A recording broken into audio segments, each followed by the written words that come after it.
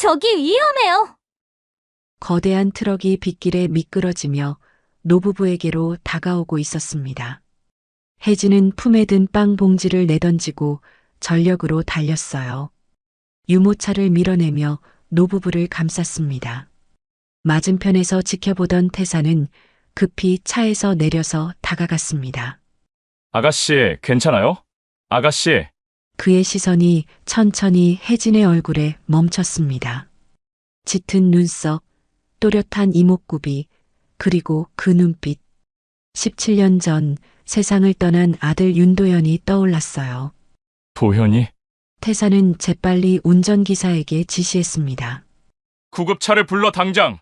지금부터 찐사연 드라마 바람이 멈추던 밤이 시작됩니다. 방문해주신 모든 분들께 늘 행복한 일이 가득하시길 바라겠습니다. 시작하기 전에 구독과 좋아요, 무료니까 한 번씩 꼭 부탁드립니다. 가을 태풍이 몰아치던 그날 밤, 도시는 온통 물바다였습니다. 기상청은 새벽까지 폭우가 계속될 거라 경보를 내렸고, 거리엔 사람 그림자조차 보이지 않았죠. 하지만 서혜진에게 태풍은 쉴 수 있는 이유가 되지 못했습니다. 17살 혜진은 야간 제빵 공장에서 새벽 배달을 돕는 일을 했어요.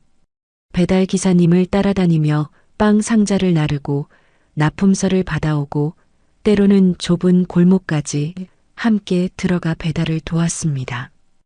혜진아, 오늘 고생 많았어. 조심히 들어가. 마지막 납품을 마친 배달 기사님이 혜진에게 작은 빵 봉지를 건넸어요. 유통기한이 얼마 남지 않은 빵들이었지만 혜진에겐 소중한 선물이었습니다. 고모 이춘자가 좋아하는 단팥빵도 2개나 들어 있었죠. 감사합니다. 내일 봬요. 혜진은 빵 봉지를 꼭 안고 배달 트럭에서 내렸습니다. 새벽 4시 집까지는 걸어서 15분 거리였어요. 빗줄기는 여전히 거셌지만 혜진은 익숙한 듯 우산을 받쳐들고 걷기 시작했습니다. 재래시장 좌판으로 근근히 생계를 이어가는 고모와 단둘이 사는 집, 이 새벽 일당은 두 사람에게 꼭 필요한 수입이었어요. 혜진은 빵 봉지가 비에 젖지 않도록 조심스럽게 품에 안았습니다. 고모가 아침에 일어나 따뜻한 우유와 함께 단팥빵을 먹는 모습을 떠올리니 절로 미소가 지어졌어요. 그렇게 걷던 혜진이 교차로 앞에 멈춰 섰습니다. 신호등이 완전히 꺼져 있었어요. 정전이었습니다. 가로등마저 깜빡거리며 불안한 빛을 내뿜고 있었죠. 혜진은 좌우를 살피며 천천히 횡단보도를 건너기 시작했습니다. 빗소리가 모든 소리를 집어삼키고 있었어요. 바로 그때였습니다. 왼쪽에서 굉음과 함께 대형 트럭 한 대가 미끄러지며 교차로로 진입했어요. 운전사는 필사적으로 브레이크를 밟았지만 빗물에 젖은 도로에서 차는 통제 불능 상태로 미끄러졌습니다. 트럭의 헤드라이트가 비를 가르며 한 방향을 환하게 비췄죠. 그곳엔 노부부가 있었습니다. 할아버지가 유모차를 밀고 할머니가 그 옆을 아장아장 걷고 있었어요. 아마도 새벽 산책을 나왔다가 돌아가는 길인 듯 했습니다.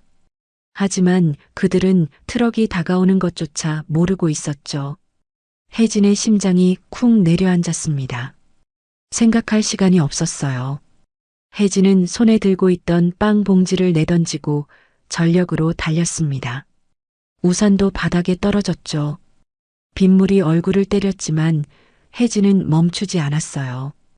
할머니의 팔을 잡아당기고 유모차 손잡이를 밀어내며 할아버지의 허리를 끌어안았습니다. 쾅! 굉음과 함께 트럭이 방금 전까지 노부부가 서 있던 자리를 스쳐 지나갔어요. 혜진은 세 사람을 감싼 채 바닥에 쓰러졌습니다. 어깨와 팔꿈치에서 날카로운 통증이 느껴졌지만 혜진은 재빨리 노부부를 확인했어요. 괜찮으세요? 다치신 데 없으세요? 아가씨, 아가씨. 할머니가 혜진의 손을 붙잡고 울먹였습니다. 유모차 속 아기는 다행히 잠들어 있었고 할아버지도 무사했어요. 트럭 운전사가 황급히 내려와 사과했고 멀리서 이 광경을 목격한 몇몇 사람들이 모여들기 시작했습니다. 바로 그때 맞은편 도로에 멈춰 선 고급 세단 한 대가 있었습니다. 차 안에서 이 모든 광경을 지켜보던 남자가 있었죠. 윤태산, 67살의 문화유통 대기업 YN그룹 회장이었습니다. 태산은 새벽 회의를 마치고 돌아가는 길이었어요. 운전기사가 교차로 앞에서 신호 대기를 하던 순간 창밖으로 그 모든 일이 벌어졌습니다. 태산은 급히 차에서 내렸어요. 회장님, 우산을. 운전기사가 황급히 우산을 펼쳐들었지만 태산은 그것도 뿌리치고 빗속을 가로질러 달려갔습니다. 구두가 무릉덩이를 밟으며 물보라를 일으켰지만 태산은 개의치 않았어요. 괜찮으십니까? 태산의 목소리는 침착했지만 어딘가 떨리고 있었습니다. 노부부를 먼저 확인한 태산의 시선이 천천히 혜진에게로 향했어요. 혜진은 바닥에 주저앉은 채 거친 숨을 몰아쉬고 있었습니다. 비에 젖은 가로등 불빛 아래 혜진이 천천히 고개를 들었습니다. 그 순간 태산의 숨이 멎었어요. 얼굴이었습니다. 짙은 눈썹, 또렷한 이목구비, 그리고 무엇보다 그 눈빛. 태산은 그 얼굴을 알고 있었어요. 17년 전 세상을 떠난 아들 윤도현과 똑같은 얼굴이었습니다. 심지어 눈을 깜빡이는 습관, 입술을 살짝 깨무는 버릇까지 닮아 있었죠. 저는 괜찮아요. 혜진이 힘겹게 일어서며 말했습니다. 하지만 왼쪽 어깨에서 피가 배어나오고 있었어요. 빗물과 섞인 핏자국이 옷을 타고 흘러내렸습니다. 태산은 재빨리 운전기사에게 지시했어요. 구급차를 불러. 당장. 아니에요, 괜찮습니다. 병원은 안 가도. 아니에요. 병원에 가야 합니다. 태산의 목소리는 단호했습니다. 혜진은 그 눈빛에 더 이상 반박하지 못했어요.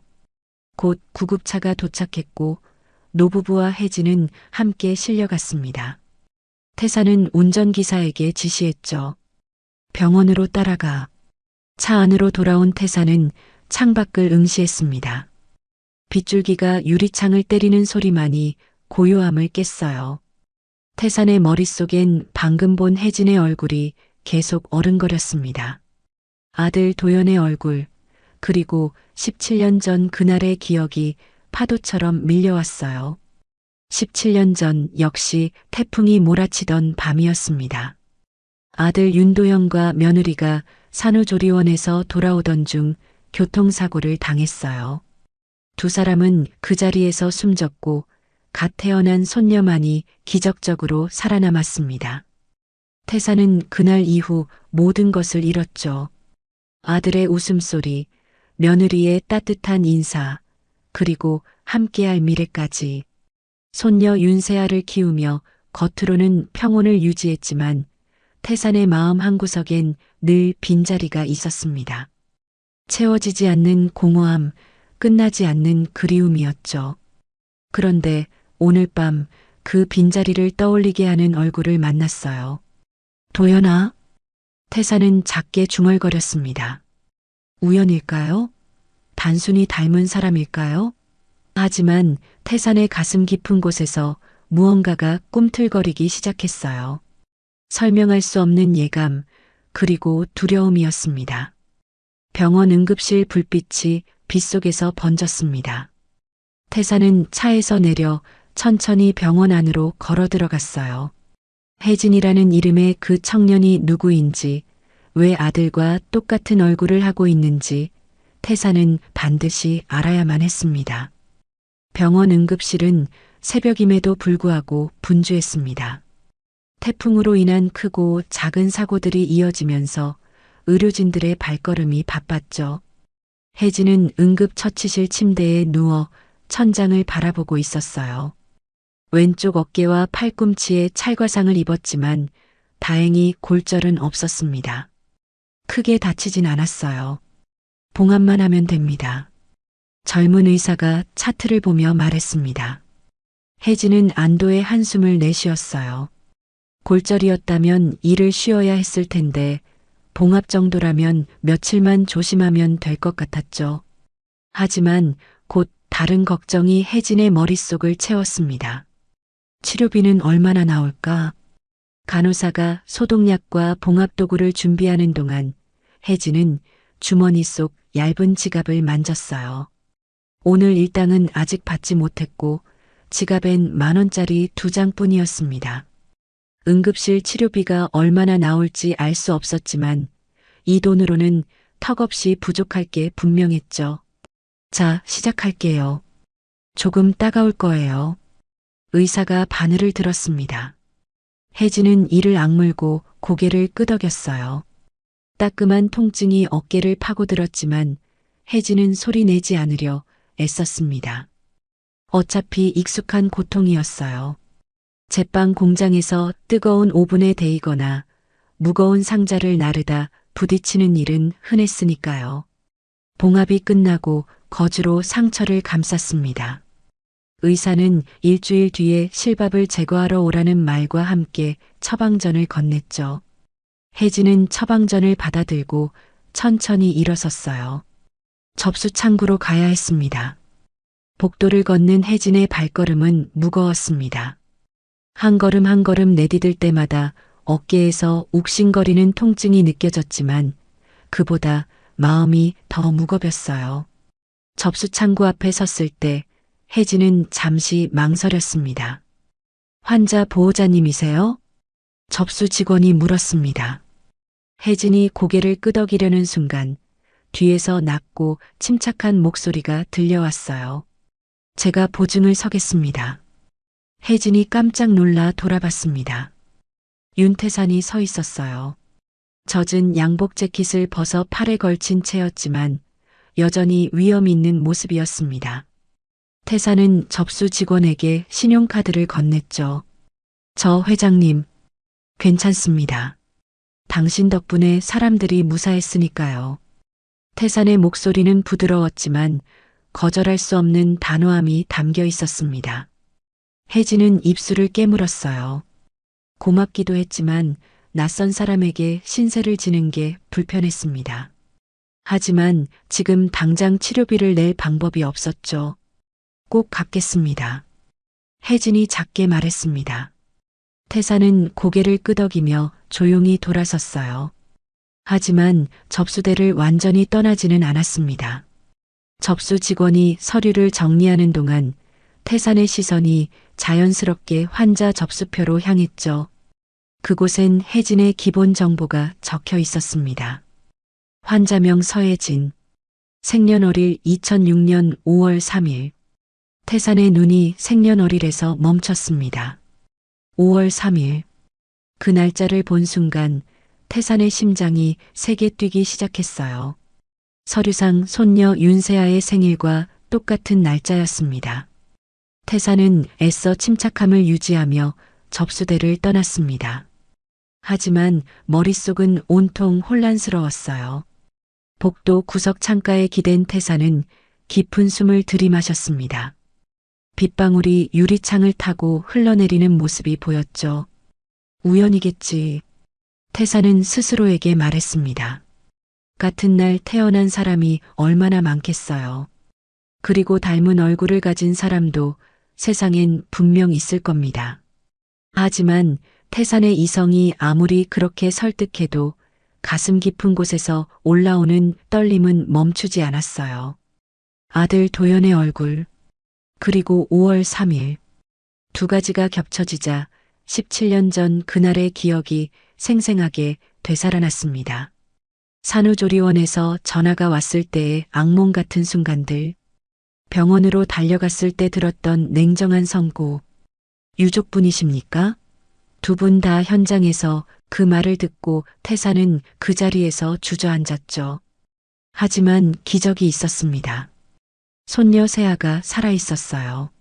차량 뒷좌석에 고정된 카시트 덕분에 아기는 무사했습니다. 태사는 그날 이후 세아를 자신의 전부처럼 키웠어요.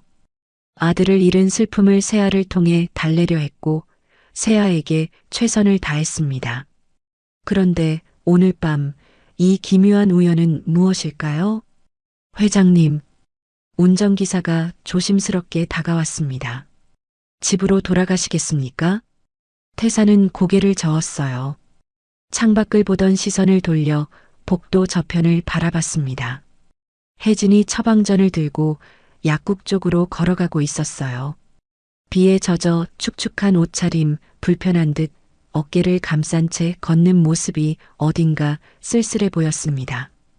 태사는 차창에 비친 혜진의 뒷모습을 지켜봤어요. 고개를 살짝 기울이는 습관, 걸음걸이의 리듬, 심지어 손을 주머니에 넣는 작은 동작까지 모든 게 아들 도연을 닮아 있었습니다. 아니, 조금만 더 있겠네.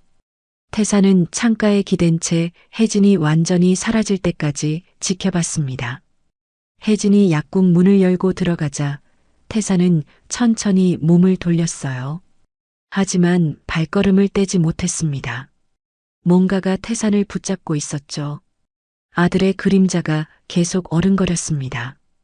그리고 5월 3일이라는 날짜가 머릿속에서 맴돌았어요. 혹시 태사는 고개를 저었습니다. 말도 안 되는 생각이었어요. 하지만 그 말도 안 되는 생각이 점점 더 크게 자라나고 있었습니다. 태사는 주머니에서 휴대전화를 꺼내 비서실장 정혜운에게 짧은 문자를 보냈습니다. 내일 아침 일찍 만나세. 문자를 보내고 나서야 태사는 비로소 병원을 떠날 수 있었습니다. 차에 오른 태사는 창밖으로 여전히 쏟아지는 빗줄기를 바라봤어요. 태풍은 아직 끝나지 않았고 태산의 마음속 폭풍도 이제 막 시작되고 있었습니다. 일주일이 흘렀습니다. 혜진의 어깨 상처는 빠르게 회복되고 있었어요.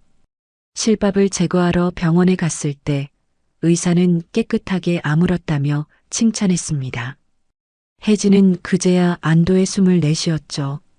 일도 다시 시작할 수 있게 되었으니까요. 그날 오후 혜진의 휴대전화가 울렸습니다. 모르는 번호였지만 혜진은 받았어요.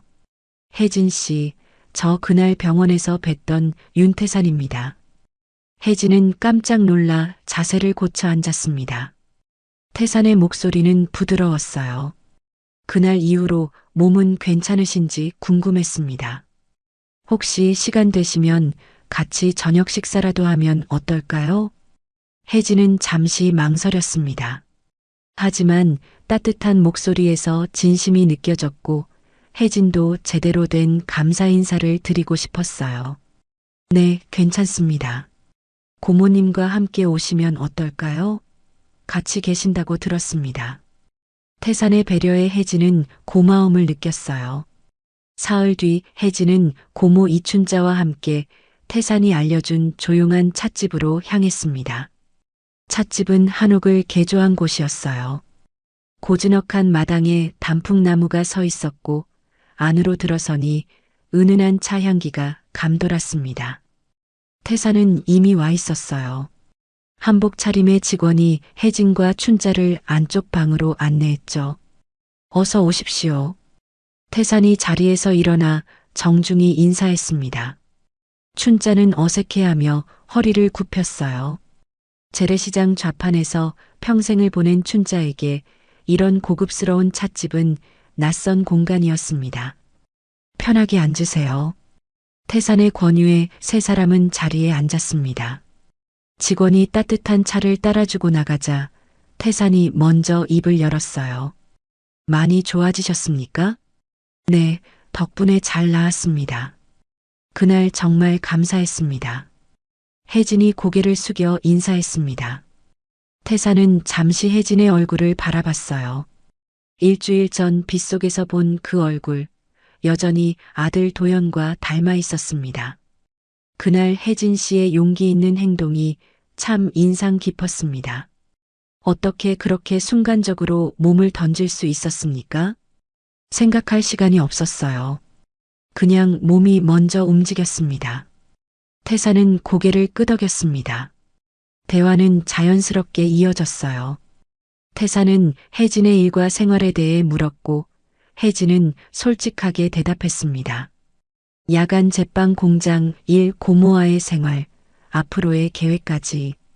춘자는 옆에서 조용히 차를 마시며 듣고만 있었죠. 혜진이가 착해서 큰일입니다. 저한테 늘 걱정 끼칠까봐 무리하거든요. 춘자가 혜진의 손을 꼭 잡으며 말했습니다.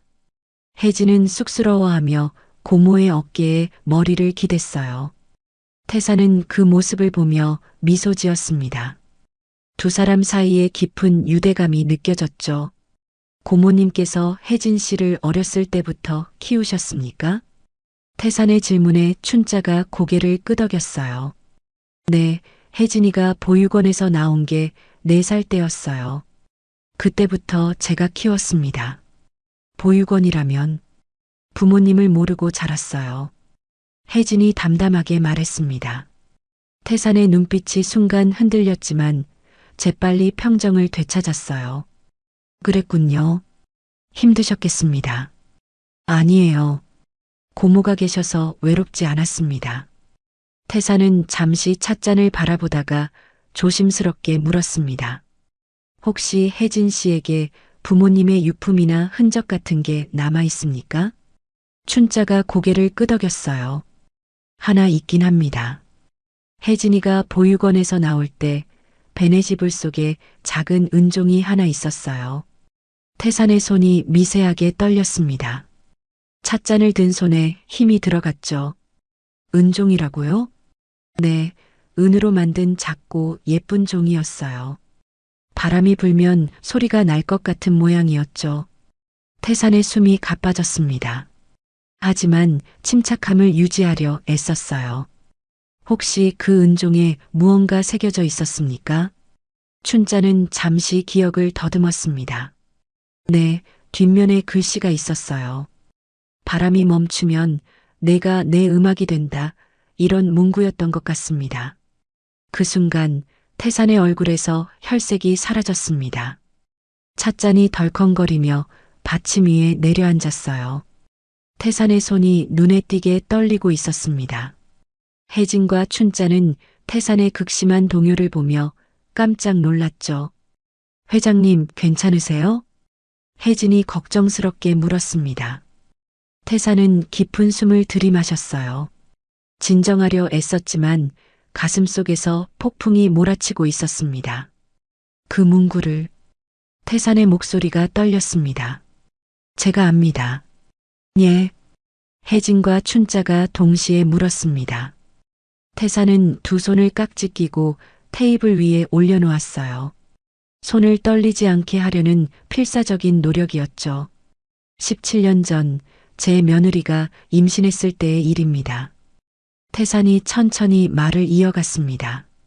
저는 며느리에게 특별한 선물을 준비했어요.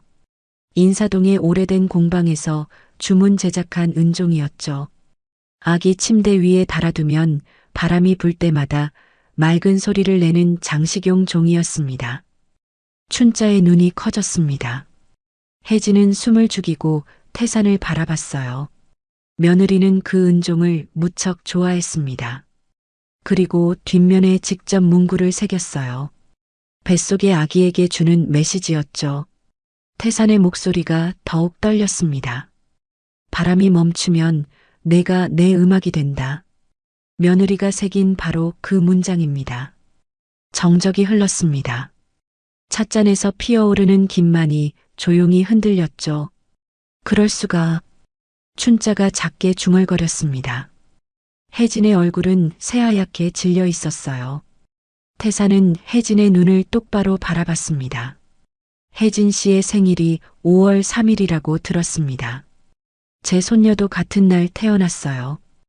혜진의 입술이 떨렸습니다. 그리고 혜진 씨는 제 아들과 똑같은 얼굴을 하고 있습니다. 처음 본 순간부터 알아봤어요. 태사는 잠시 망설이다가 입을 열었습니다. 혹시 제가 그 은종을 직접 볼 수 있을까요? 춘자와 혜진이 서로를 바라봤습니다. 두 사람의 눈빛엔 혼란과 두려움, 그리고 희망이 뒤섞여 있었죠. 지금 저희 집으로 가시겠습니까? 춘자가 떨리는 목소리로 물었습니다. 태사는 고개를 끄덕였어요. 네, 지금 당장 가고 싶습니다. 세 사람은 서둘러 찻집을 나섰습니다. 태산의 차가 혜진과 춘자가 사는 작은 빌라 앞에 멈춰 섰어요. 오래된 건물이었지만 깨끗하게 관리되어 있었습니다. 계단을 올라 2층 끝방에 도착했습니다. 춘자가 열쇠로 문을 열었어요. 작은 원룸이었지만 정갈하게 정리되어 있었습니다. 춘자는 옷장 위 작은 상자를 꺼내 천천히 열었어요. 낡은 천보자기가 나왔습니다. 춘자는 조심스럽게 보자기를 펼쳤죠. 그 안에 작은 은종이 있었습니다. 은으로 만든 작은 종이었어요. 시간이 지나 은빛은 조금 바랬지만 정교한 세공은 여전히 아름다웠습니다. 종 표면에는 섬세한 무늬가 새겨져 있었고 가장자리엔 작은 고리가 달려 있었어요. 태사는 천천히 손을 뻗어 은종을 집어들었습니다. 손이 심하게 떨렸어요. 태사는 은종을 뒤집어 뒷면을 살펴봤습니다. 그곳엔 작은 글씨가 새겨져 있었죠. 바람이 멈추면 내가 내 음악이 된다. 태산의 눈에서 눈물이 흘러내렸습니다. 17년 만에 다시 보는 그 은종. 며느리가 행복하게 웃으며 문구를 새기던 그날. 아들 도연이 아내의 어깨를 감싸 안으며 함께 기뻐하던 모습. 모든 기억이 파도처럼 밀려왔습니다. 이게 정말. 태사는 더 이상 말을 잇지 못했습니다. 은종을 가슴에 꼭 안은 채 주저앉았어요. 혜진과 춘자도 눈물을 흘리고 있었습니다. 혜진아. 태산이 떨리는 목소리로 혜진을 불렀습니다. 혜진은 태산 앞에 무릎을 꿇고 앉았어요. 넌 내 손녀일지도 모른다. 태산의 말에 혜진의 눈에서 뜨거운 눈물이 쏟아졌습니다. 춘자는 두 사람을 번갈아 보며 손으로 입을 막았어요. 태산은 은종을 혜진의 손에 조심스럽게 올려놓았습니다. 혜진의 손 위에 놓인 작은 은종이 희미한 불빛에 반짝였죠. 17년 만에 바람이 멈추던 밤의 진실이 드러나기 시작했습니다. 다음 날 아침 태산은 새벽부터 잠을 이루지 못했습니다. 혜진의 집에서 본 은종이 머릿속을 떠나지 않았어요. 확신과 의심이 교차했습니다. 혹시 비슷하게 만든 다른 은종일 수도 있지 않을까? 하지만 그 정교한 세공, 그 문구, 그리고 혜진의 얼굴까지 모든 것이 우연이라고 하기엔 너무 많은 일치였죠. 태사는 휴대전화를 들어 비서실장 정혜운에게 전화를 걸었습니다. 실장, 지금 당장 만나야겠네. 네, 회장님. 언제 어디로 갈까요? 1시간 뒤 사무실로 오게. 전화를 끄는 태사는 창밖을 바라봤습니다. 하늘은 맑았지만 태산의 마음은 폭풍우가 몰아치고 있었어요. 정혜우는 정확히 1시간 뒤 회장실 문을 두드렸습니다. 45세의 정혜우는 냉정하고 치밀한 성격으로 태산의 신뢰를 받아왔어요. 10년 넘게 태산의 곁에서 일하며 어떤 일이든 조용히 그리고 완벽하게 처리해왔죠. 회장님, 무슨 일이십니까? 정혜운이 책상 앞에 섰습니다. 태사는 천천히 의자를 돌려 정혜운을 마주봤어요. 실장, 자네에게 비공식적인 조사를 부탁하고 싶네. 말씀하십시오. 태사는 잠시 망설이다가 입을 열었습니다. 17년 전 도연이와 며느리가 사고를 당한 날 밤의 기록을 다시 찾아봐주게. 산후조리원과 병원 기록, 당시 직원 명단, 모든 것을 말일세. 정혜운의 눈빛이 날카로워졌습니다. 17년 전 그날은 정혜운도 기억하고 있었어요.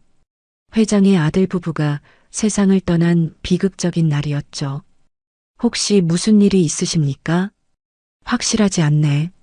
하지만 확인해야 할 것들이 생겼어.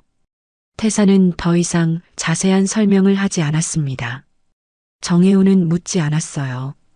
회장이 말하지 않는 것은 아직 말할 때가 아니라는 뜻이었으니까요. 알겠습니다. 최대한 빨리 조사하겠습니다. 사흘이 지났습니다. 정혜우는 밤낮 없이 움직였어요. 17년 전 산후조리원의 폐업한 기록을 찾아냈고 당시 제휴병원의 문서 보관소를 뒤졌습니다. 퇴직한 직원들을 찾아다니며 증언을 모았죠. 그리고 드디어 정혜우는 회장실 문을 다시 두드렸습니다. 손에는 두꺼운 파일이 들려 있었어요. 회장님, 조사 결과를 보고 드리겠습니다. 태사는 긴장한 표정으로 고개를 끄덕였습니다. 정혜운이 파일을 펼쳤어요. 17년 전 5월 2일 밤 태풍이 서울을 강타했습니다. 산후조리원과 제휴병원에 정전이 잦았던 기록이 있습니다. 정혜운이 첫 번째 서류를 태산 앞에 놓았습니다. 당시 신생아실이 정전으로 인해 임시로 다른 층으로 이동했다는 기록이 있습니다. 혼란스러운 상황이었던 것 같습니다. 태산의 손이 서류를 꽉 쥐었어요. 그리고 가장 중요한 발견입니다. 정혜운이 또 다른 서류를 꺼냈습니다. 당시 산후조리원 행정실장이었던 오지영이라는 여성이 사고 당일 밤 공금 2천만 원을 인출하고 사라졌습니다. 횡령 혐의로 수배가 내려졌지만 해외로 도피한 것으로 추정됩니다. 태산의 눈빛이 변했습니다. 더 있습니다. 당시 신생아 인식띠가 정전으로 인해 수기로 전환되었다는 기록이 있습니다. 전산 시스템이 다운되는 바람에 손으로 직접 써서 붙였다는 거죠. 정혜우는 다음 서류를 넘겼습니다. 당시 봉사 인력과 청소 인력의 증언을 모았습니다. 여러 명이 일관되게 같은 이야기를 했습니다. 정전이 복구된 후 아기 침대의 위치가 바뀌어 있었다고요. 태사는 숨을 크게 들이마셨습니다. 퍼즐 조각들이 맞춰지기 시작했어요. 오지영은 현재 어디 있나? 해외를 전전하며 도피 중인 것으로 파악됩니다. 정확한 위치는 아직 추적 중입니다. 태사는 의자에 깊이 기댔습니다. 17년 전 그날 밤 태풍이 몰아치던 혼란 속에서 무슨 일이 벌어진 걸까요? 정전, 수기 인식띠, 바뀐 침대 위치, 그리고 공금을 들고 도망친 행정실장. 실장, 자네 생각은 어떤가? 정혜우는 잠시 침묵했습니다. 신중하게 말을 골랐어요. 확실한 증거는 없습니다. 하지만 정황상 아기가 뒤바뀌었을 가능성을 배제할 수 없습니다. 태산의 가슴이 쿵 내려앉았습니다. 이미 예상했던 답이었지만 직접 듣고 나니 충격이 더 컸어요. 오지영을 찾아내게. 어떤 수를 써서라도. 알겠습니다, 회장님. 정혜운이 물러나려 할 때 태산이 불렀습니다. 실장. 네, 회장님. 이 일은 절대 비밀로 하게. 아무에게도 말하지 말게. 물론입니다. 정혜운이 나간 후 태산은 홀로 창밖을 바라봤습니다. 17년 전 태풍이 몰아치던 그날 밤 혼란 속에서 두 아기의 운명이 바뀌었을지도 모릅니다. 재벌가의 손녀로 자라야 했던 아이는 보육원으로 갔고 다른 아이는 저택에서 자랐죠. 태사는 혜진의 얼굴을 떠올렸습니다. 아들 도영과 똑같은 얼굴, 그리고 손녀 세아를 생각했어요. 17년 동안 손녀라고 믿고 키웠던 아이. 세아. 태사는 작게 중얼거렸습니다. 세아는 아무 잘못이 없었어요. 그저 태어났을 뿐이었죠. 하지만 진실을 알게 된다면 세아는 어떻게 될까요? 태사는 책상 서랍을 열어 은종 사진을 꺼냈습니다. 혜진의 집에서 휴대전화로 찍어둔 사진이었어요. 바람이 멈추면 내가 내 음악이 된다. 며느리가 사랑으로 새긴 그 문구가 선명했습니다. 태사는 결심했습니다. 서두르지 않기로요. 먼저 혜진과 춘자의 신뢰를 완전히 얻어야 했습니다. 그리고 확실한 증거를 모아야 했어요. 유전자 검사는 그 다음이었죠. 무엇보다 세아를 생각해야 했습니다. 진실을 밝히되 세아가 받을 충격을 최소화해야 했어요. 이 모든 일에 세아는 아무 책임이 없었으니까요. 태사는 천천히 휴대전화를 들었습니다. 혜진에게 문자를 보냈어요. 며칠 안에 다시 만나 뵙고 싶습니다. 천천히 차근차근 이야기를 나눠야 할 것 같습니다. 문자를 보내고 나서 태사는 깊은 한숨을 내쉬었습니다. 17년 만에 찾아온 진실은 무겁고도 복잡했어요. 하지만 더 이상 외면할 수는 없었습니다. 창밖으로 해가 지고 있었습니다. 태사는 석양을 바라보며 생각했어요. 바람이 멈추던 그날 밤 모든 것이 뒤바뀌었습니다. 이제 다시 바람이 불기 시작했고 진실이 드러나고 있었죠. 태사는 조용히 중얼거렸습니다. 혜진아, 조금만 기다려다오. 할아버지가 모든 걸 바로잡을 테니까. 밤이 깊어가고 있었습니다. 일주일이 지났습니다. 태사는 그 사이 혜진과 춘자를 2번 더 만났어요. 한 번은 조용한 식당에서 저녁을 함께 했고 또 한 번은 혜진의 직장 근처에서 차를 마셨습니다. 태사는 서두르지 않았어요. 천천히 조심스럽게 두 사람과 신뢰를 쌓아갔죠. 혜진과 춘자도 태산을 경계하지 않게 되었습니다. 태산의 진심 어린 관심과 따뜻한 배려가 느껴졌거든요. 혜진은 태산과 이야기를 나누면서 묘한 편안함을 느꼈어요. 마치 오래전부터 알고 지낸 사람처럼요. 그날도 태산은 혜진과 춘자를 같은 찻집으로 초대했습니다. 세 사람은 이제 편안하게 대화를 나눌 수 있었어요. 차를 마시며 일상적인 이야기를 나누던 중 태산이 조심스럽게 입을 열었습니다. 혜진 씨, 고모님, 제가 오늘 중요한 이야기를 하나 드리고 싶습니다. 혜진과 춘자의 표정이 진지해졌습니다. 태산은 잠시 찻잔을 내려놓고 두 사람을 번갈아 봤어요. 지난 일주일 동안 저는 17년 전 일에 대해 조사를 했습니다. 태사는 천천히 말을 이어갔습니다. 정혜운이 찾아낸 기록들, 정전으로 혼란스러웠던 그날 밤, 수기로 전환된 인식띠, 바뀐 침대 위치, 그리고 공금을 들고 사라진 행정실장까지 모든 것을 솔직하게 이야기했어요. 혜진과 춘자는 숨을 죽이고 들었습니다. 이야기가 끝났을 때 춘자의 손이 떨리고 있었어요. 그럼 혹시 춘자가 떨리는 목소리로 물었습니다. 태사는 고개를 끄덕였어요. 네. 저는 혜진 씨가 제 친손녀일 가능성이 높다고 생각합니다. 혜진의 눈에서 눈물이 흘러내렸습니다. 17년 동안 부모가 누군지 어디서 왔는지 몰랐던 혜진에게 이 말은 너무나 큰 의미였어요. 하지만 확신할 수는 없습니다. 태산이 말을 이었습니다.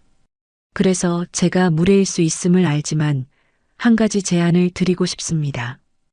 태산은 잠시 망설였습니다. 이 말을 꺼내는 게 얼마나 조심스러운 일인지 알았거든요. 유전자 검사를 받아주실 수 있겠습니까? 정적이 흘렀습니다. 찻잔에서 피어오르는 김만이 조용히 흔들렸죠. 혜진은 고개를 숙인 채 아무 말도 하지 못했습니다. 춘자는 혜진의 손을 꼭 잡았어요. 혜진아. 춘자가 조용히 불렀습니다. 혜진이 천천히 고개를 들었어요. 눈물로 얼룩진 얼굴이었지만 눈빛만은 또렷했습니다. 저도 알고 싶어요. 혜진이 떨리는 목소리로 말했습니다. 제가 어디서 왔는지, 누구의 자식인지 평생 궁금했어요.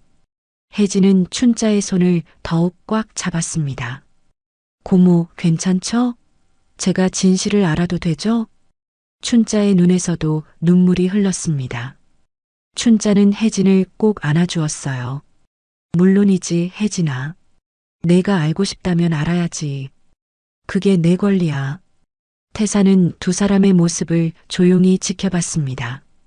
가슴이 뭉클했어요. 감사합니다. 태산이 진심 어린 목소리로 말했습니다. 내일 병원에서 검사를 받을 수 있도록 준비하겠습니다. 다음 날 세 사람은 조용한 개인 병원을 찾았습니다. 태산이 미리 준비해둔 곳이었어요. 검사는 간단했습니다. 혜진과 태산의 구강 점막을 채취하는 것으로 끝났죠. 결과는 일주일 정도 걸립니다. 의사가 말했습니다. 일주일. 길다면 긴 시간이었지만 17년을 기다린 것에 비하면 짧은 시간이었어요. 그 일주일은 세 사람 모두에게 긴장과 불안의 시간이었습니다. 혜진은 일을 하면서도 계속 검사 결과를 생각했어요. 만약 정말로 태산의 손녀라면 인생이 완전히 바뀔 것 같았습니다. 춘자는 복잡한 심경이었어요. 혜진이 진짜 가족을 찾는다면 기쁠 일이었지만 동시에 혜진을 잃을지도 모른다는 두려움도 있었습니다. 15년 동안 딸처럼 키운 혜진이었으니까요. 태사는 회사 일에 집중할 수 없었습니다. 창밖만 바라보며 결과를 기다렸어요. 손녀 세아를 생각할 때마다 가슴이 아팠습니다. 세아에게 어떻게 이 사실을 말해야 할까? 드디어 일주일이 지났습니다. 태사는 혜진과 춘자를 다시 같은 찻집으로 불렀어요. 손에는 봉투 하나가 들려 있었습니다. 검사 결과가 담긴 봉투였죠. 세 사람은 조용한 방에 마주 앉았습니다. 태사는 봉투를 테이블 위에 놓았어요. 아무도 먼저 열지 못했습니다. 제가 열겠습니다. 태산이 말했습니다. 떨리는 손으로 봉투를 뜯었어요. 서류를 꺼내 천천히 펼쳤습니다. 태산의 눈이 결과 수치를 따라 내려갔습니다. 그리고 멈췄어요. 조부, 손자 관계 확률 99.9%. 태산은 서류를 천천히 내려놓았습니다. 눈을 감았어요. 17년 만에 찾은 진짜 손녀. 아들 도연의 딸. 태산의 가슴에서 뜨거운 것이 치밀어 올랐습니다. 혜진아.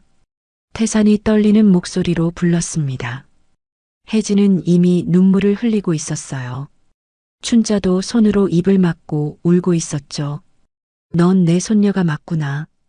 태산은 자리에서 일어나 혜진 앞으로 갔습니다. 혜진도 일어섰어요. 두 사람은 서로를 바라봤습니다. 태산의 눈에서 눈물이 흘러내렸어요. 미안하다. 17년 동안 할아버지가 너를 찾지 못해서 정말 미안하다. 혜진은 더 이상 참지 못하고 태산의 품에 안겼습니다. 태산은 혜진을 꼭 껴안았어요. 17년 만에 처음으로 진짜 손녀를 안는 순간이었습니다. 할아버지. 혜진이 작게 중얼거렸습니다. 그 말에 태산의 눈물이 더욱 쏟아졌어요. 아들 도연의 목소리가 들리는 것 같았습니다. 며느리의 웃음소리가 들리는 것 같았어요. 춘자는 두 사람을 바라보며 조용히 울었습니다. 기쁨과 슬픔이 뒤섞인 눈물이었어요. 혜진이 가족을 찾았다는 기쁨 하지만 이제 혜진이 자신의 곁을 떠날지도 모른다는 슬픔. 태사는 혜진을 놓고 춘자를 바라봤습니다. 태사는 춘자에게 깊이 고개를 숙였어요. 고마웠습니다.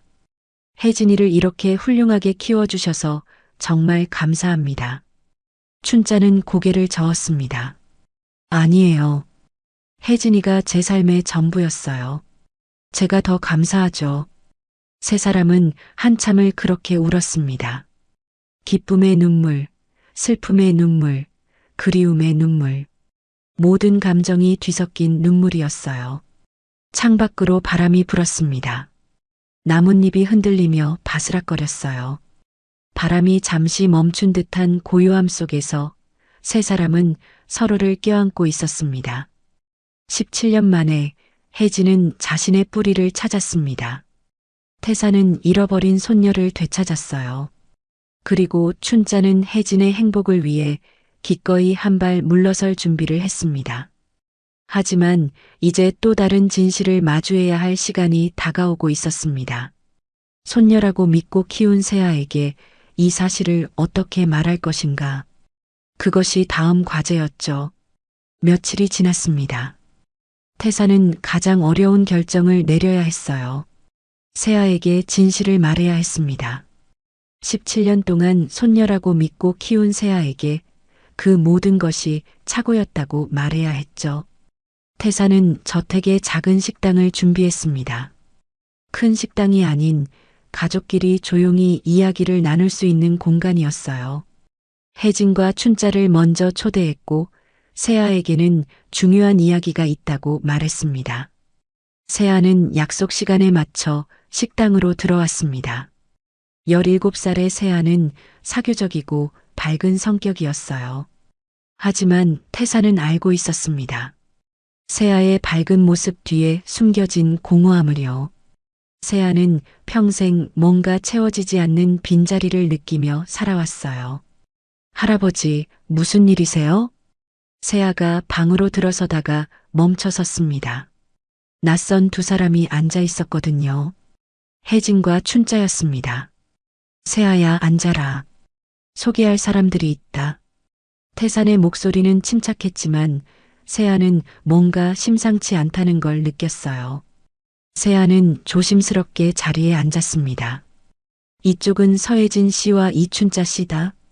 태산이 소개했습니다. 혜진과 세아의 눈이 마주쳤어요. 두 사람은 서로를 처음 봤지만 묘한 긴장감이 흘렀습니다. 반갑습니다. 혜진이 먼저 인사했습니다. 세아도 고개를 끄덕였어요. 하지만 불안한 표정을 감추지 못했죠. 할아버지, 도대체 무슨 일이에요? 세아가 물었습니다. 태사는 깊은 숨을 들이마셨어요. 이제 말해야 할 시간이었습니다. 세아야, 할아버지가 너에게 꼭 해야 할 이야기가 있다. 태사는 천천히 차분하게 이야기를 시작했습니다. 17년 전 태풍이 몰아치던 밤, 산후조리원의 정전, 혼란 속에서 바뀐 아기들, 공금을 들고 도망친 행정실장, 그리고 최근 발견한 은종까지 세아의 얼굴은 점점 창백해졌습니다. 그리고 유전자 검사 결과 혜진 씨가 할아버지의 진짜 손녀로 확인됐다. 태산이 마지막 말을 끝냈을 때 세아는 아무 말도 하지 못했습니다. 머릿속이 하얗게 비었어요. 무슨 말씀이세요? 세아의 목소리가 떨렸습니다. 저는 할아버지의 손녀가 아니라는 거예요? 태사는 고개를 끄덕였습니다. 세아는 자리에서 벌떡 일어났어요. 말도 안 돼요. 저는 17년 동안 이 집에서 살았어요. 할아버지의 손녀로 살았다고요. 세아의 목소리가 높아졌습니다. 혜진은 고개를 숙였어요. 춘자는 불안한 눈으로 세아를 바라봤죠. 세아야, 진정해라. 어떻게 진정해요? 제 인생 전체가 거짓말이었다는데. 세아는 테이블을 짚고 몸을 떨었습니다. 눈에서 눈물이 흘러내렸어요. 저는 누구예요? 제 진짜 부모는 누구고 저는 어디서 온 거예요? 태사는 자리에서 일어나 세아에게 다가갔습니다. 하지만 세아는 한 발 물러났어요. 가까이 오지 마세요. 저는 이해할 수가 없어요. 세아는 혜진을 바라봤습니다. 혜진도 눈물을 흘리고 있었어요.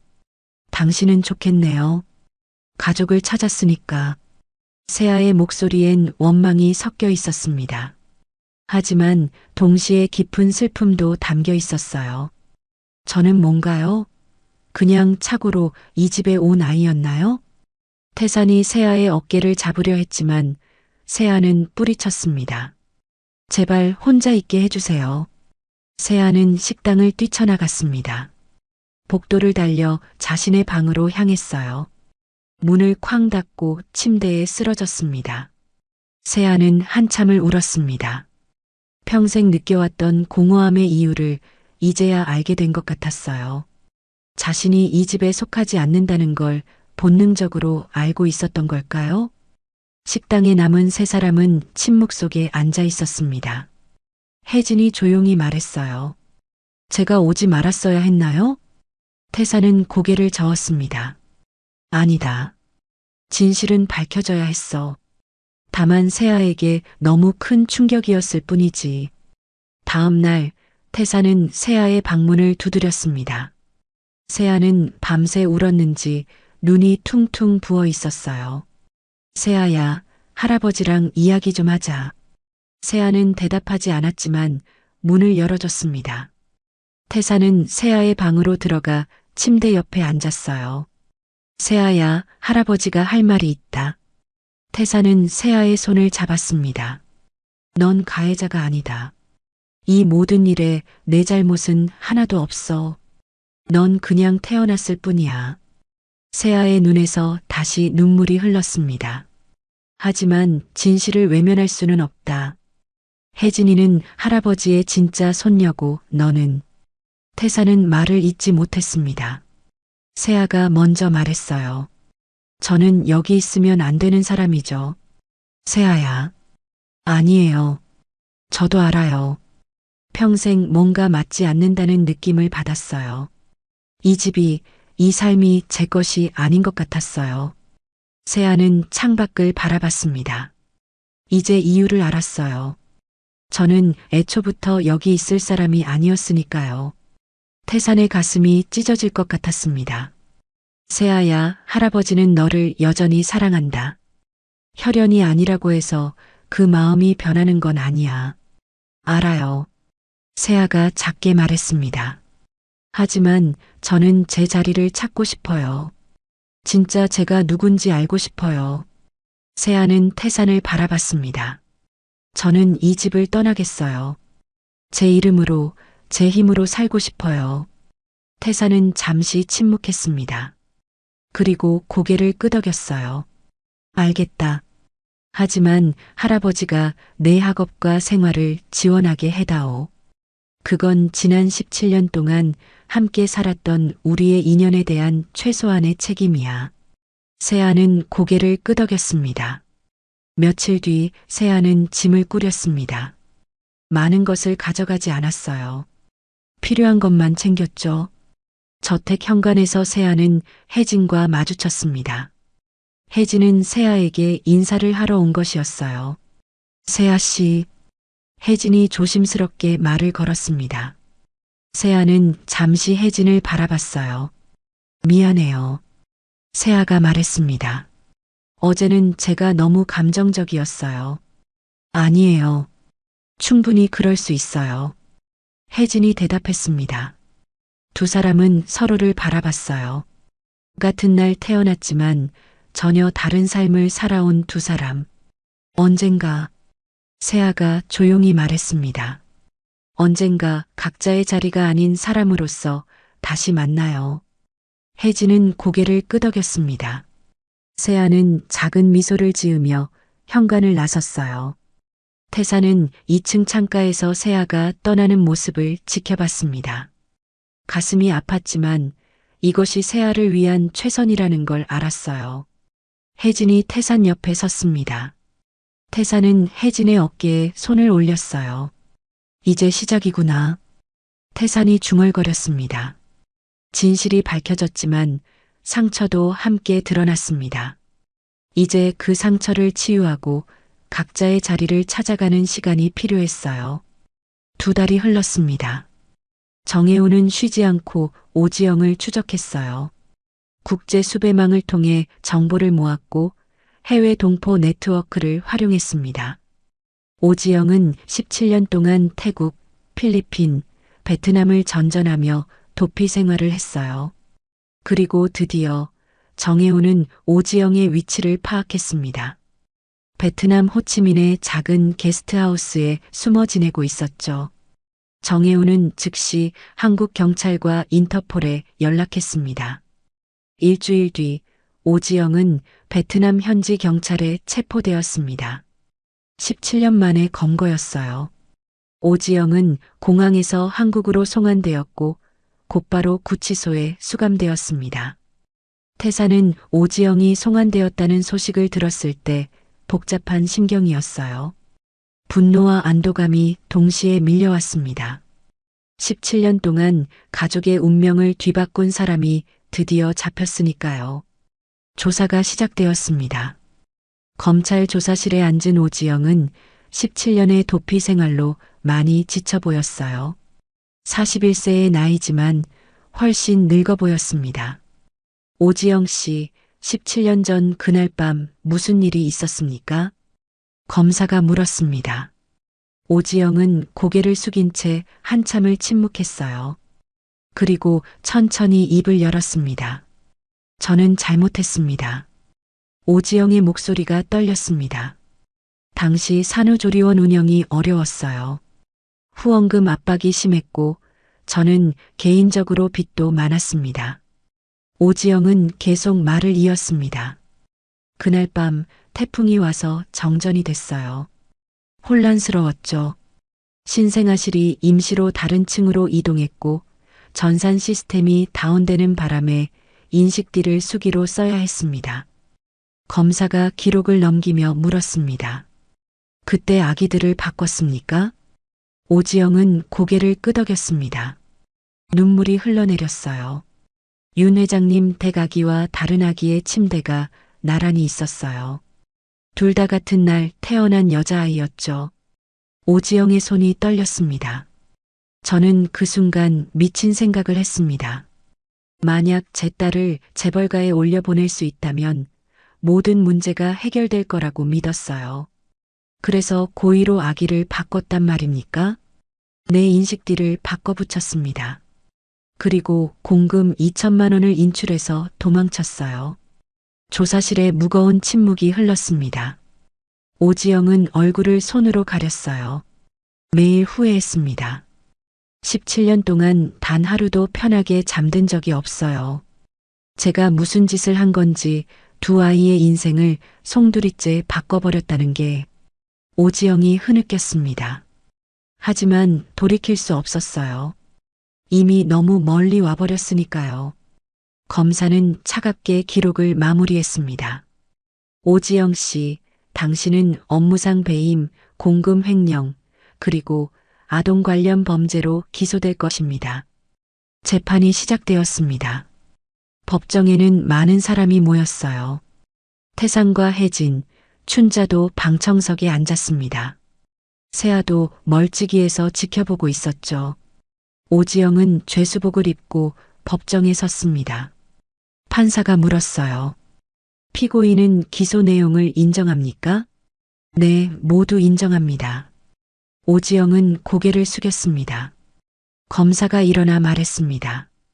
피고인 오지영은 17년 전 개인적 이익을 위해 두 신생아의 인식띠를 고의로 바꿨습니다. 이로 인해 두 가정의 삶이 완전히 뒤바뀌었고 피해자들은 17년간 진실을 모른 채 살아야 했습니다. 검사는 태산을 바라봤습니다. 피해자 윤태산 씨는 진짜 손녀를 잃었고 피해자 서혜진 씨는 가족과 떨어져 보육원에서 자라야 했습니다. 피고인의 범죄는 한 사람의 인생만이 아니라 여러 사람의 인생을 송두리째 바꿔놓았습니다. 검사는 엄중한 목소리로 말했습니다. 검찰은 피고인에게 징역 10년을 구형합니다. 오지영의 변호인이 일어섰습니다. 피고인은 깊이 반성하고 있습니다. 17년 동안 도피 생활을 하며 이미 충분한 대가를 치렀습니다. 선처를 부탁드립니다. 판사가 태산에게 물었습니다. 피해자 측에서 하실 말씀이 있습니까? 태산은 천천히 일어섰습니다. 법정의 모든 시선이 태산에게 쏠렸어요. 저는 17년을 기다렸습니다. 태산의 목소리는 침착했습니다. 진실을 알고 싶었고 책임자를 찾고 싶었습니다. 이제 그 사람이 제 앞에 서 있습니다. 태산은 오지영을 바라봤습니다. 분노합니다. 당신이 한 일은 용서받을 수 없는 범죄입니다. 하지만 동시에 저는 이제 앞으로 나아가고 싶습니다. 태산은 혜진을 돌아봤어요. 혜진은 눈물을 흘리고 있었습니다. 제 손녀를 찾았습니다. 늦었지만 멈출 건 멈춰야 합니다. 이제부터가 시작입니다. 태사는 다시 앉았습니다. 법정에 정적이 흘렀어요. 판사가 판결을 내렸습니다. 피고인 오지영에게 징역 7년을 선고한다. 오지영은 무릎을 꿇었습니다. 법정 경위가 다가와 오지영을 일으켰어요. 오지영은 끌려가기 전 태산을 향해 고개를 숙였습니다. 죄송합니다. 정말 죄송합니다. 오지영의 목소리는 떨렸습니다. 태산은 아무 대답도 하지 않았어요. 오지영은 법정 밖으로 끌려갔습니다. 재판이 끝나고 법정 밖으로 나온 태산과 혜진을 기자들이 둘러쌌습니다. 회장님, 소감 한 말씀 부탁드립니다. 기자가 마이크를 들이밀었습니다. 태산은 잠시 망설이다가 입을 열었어요. 늦었지만 멈출 건 멈춰야 합니다. 태산의 목소리는 단호했습니다. 17년 전의 잘못이 이제야 밝혀졌습니다. 법은 냉정했고 정의는 비록 늦었지만 실현되었습니다. 태산은 혜진의 어깨에 손을 올렸어요. 이제부터가 진짜 시작입니다. 우리는 앞으로 나아갈 것입니다. 기자들이 카메라 플래시를 터뜨렸습니다. 태산과 혜진은 차에 올라탔어요. 차 안에서 혜진이 조용히 말했습니다. 할아버지, 이제 정말 끝난 건가요? 태산은 혜진의 손을 꼭 잡았습니다. 아니다. 이제 시작이야. 차는 천천히 법원을 빠져나갔습니다. 창밖으로 가을 햇살이 비치고 있었어요. 17년 만에 긴 터널의 끝이 보이기 시작했습니다. 멀찍이 떨어진 곳에서 세아가 이 모든 광경을 지켜보고 있었습니다. 세아는 작은 미소를 지었어요. 복잡한 미소였지만 그 속엔 안도감도 섞여 있었습니다. 진실이 밝혀졌습니다. 이제 각자의 자리를 찾아갈 시간이었어요. 1년이 흘렀습니다. 혜진은 태산의 제안을 받아들이지 않았어요. 상속도 재벌가의 삶도 원하지 않았습니다. 대신 혜진은 자신이 진짜 하고 싶었던 일을 선택했죠. 할아버지, 저는 제가 겪었던 그 새벽길을 다시 생각해요. 혜진이 태산에게 말했습니다. 야간 배달을 하며 만났던 사람들, 비 오는 날에도 일해야 했던 순간들. 저는 그들을 위한 일을 하고 싶어요. 태산은 혜진의 눈을 바라봤습니다. 그 눈빛엔 확신이 담겨 있었어요. 좋다. 할아버지가 돕겠다. 그렇게 혜진은 바람시장 협동조합을 설립했습니다. 야간 유통과 배달 노동자들을 위한 협동조합이었어요. 우천이나 야간에 일하면 추가 수당이 지급되었고 무사고 기록을 쌓으면 적립금을 받았습니다. 교육 프로그램과 식사 지원도 제공했죠. 처음엔 작은 시작이었습니다. 하지만 입소문이 퍼지면서 점점 많은 노동자가 가입했어요. 대기업들도 이 모델에 주목하기 시작했고 업계 표준이 되어갔습니다. 혜진은 현장을 직접 뛰었어요. 새벽 배달 현장을 찾아다니며 노동자들의 목소리를 들었고 개선점을 찾아냈습니다. 태사는 뒤에서 조용히 지원했죠. 춘자는 협동조합의 식당을 맡았습니다. 재래시장 좌판에서 평생 일했던 경험을 살려 노동자들에게 따뜻한 식사를 제공했어요. 혜진과 춘자는 여전히 함께였습니다. 혈연이 아니었지만 그들의 유대는 누구보다 깊었어요. 그리고 드디어 바람시장 협동조합의 개관식 날이 왔습니다. 새로 지은 건물은 크지 않았지만 아담하고 실용적이었어요. 1층은 교육장과 식당, 2층은 사무실과 휴게실이었습니다. 로비 중앙에는 특별한 전시 공간이 마련되어 있었죠. 개관식에는 많은 사람이 모였습니다. 노동자들, 언론, 그리고 관계자들. 태산과 춘자는 앞줄에 앉아 있었고 혜진은 무대 위에 섰어요. 안녕하십니까. 바람시장 협동조합 대표 서혜진입니다. 혜진의 목소리는 떨리지 않았습니다. 자신감이 넘쳤어요. 1년 전 저는 야간 배달 일을 하던 평범한 사람이었습니다. 비 오는 날에도 태풍이 몰아치는 날에도 일해야 했죠. 혜진은 잠시 말을 멈추고 청중을 바라봤습니다. 하지만 그 경험이 저를 이 자리에 서게 했습니다. 저처럼 밤을 지새우며 일하는 분들이 조금이라도 더 나은 환경에서 일할 수 있도록 이 협동조합을 만들었습니다. 박수가 터져 나왔습니다. 혜진은 미소를 지었어요. 오늘 개관식을 맞아 특별한 전시를 준비했습니다. 로비 중앙을 봐주십시오. 사람들의 시선이 로비 중앙으로 향했습니다. 천으로 덮여있던 두 개의 전시물이 모습을 드러냈어요. 첫 번째는 휘어진 교차로 표지판이었습니다.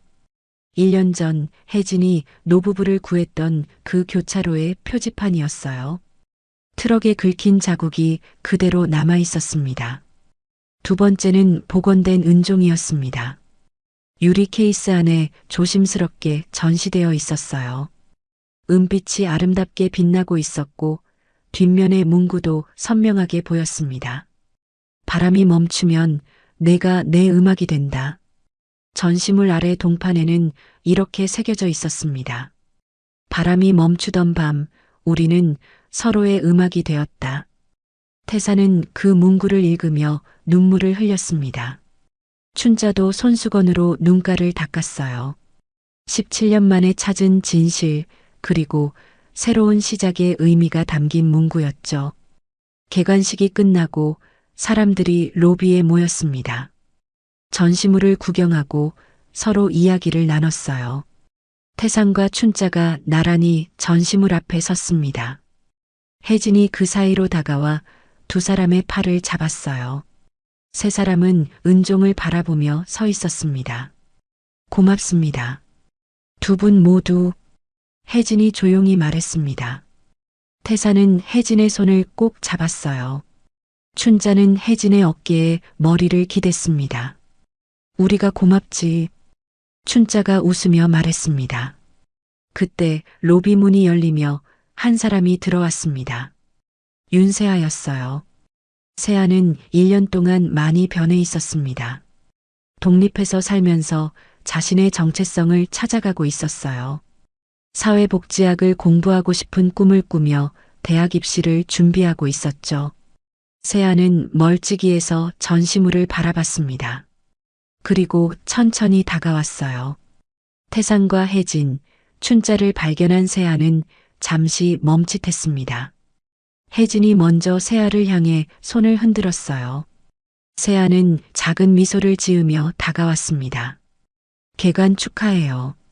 세아가 혜진에게 말했습니다. 고마워요. 와줘서 기뻐요. 혜진이 대답했습니다.